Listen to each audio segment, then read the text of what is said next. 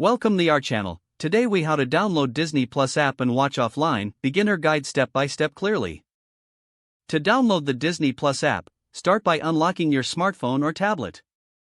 Navigate to your device's App Store. If you are using an iPhone or iPad, open the Apple App Store.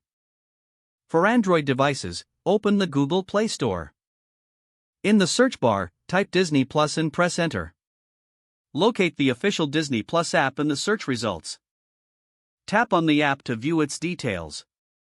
Next, tap on the download or install button. Wait for the app to download and install on your device.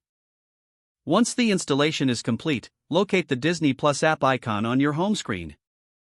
Tap on the icon to open the app. You will need to sign in or create a Disney Plus account.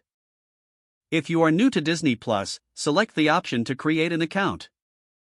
Follow the prompts to enter your email address and create a password. After signing in, explore the Disney Plus library to find content to watch. To download content for offline viewing, choose a movie or TV show. Once you're on the contents page, look for the download icon, typically shaped like a downward arrow. Tap the download icon to start downloading the selected content. Once the download is complete, you can find your downloaded content in the app's download section. You can now watch the downloaded content offline, without needing an internet connection. Enjoy your viewing experience. If the page does not load, refresh the browser or try again in a private or incognito window.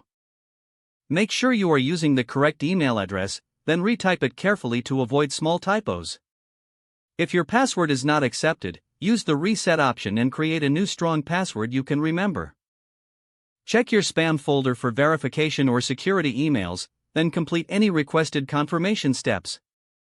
Enable two-factor authentication if available to improve account security and reduce unauthorized access risk. After signing in, review your profile details so your contact information and settings are accurate and current. If you see an error message, note it down and try again after restarting your device and internet connection. Don't forget to like this video and subscribe to our channel for more step-by-step tech guides.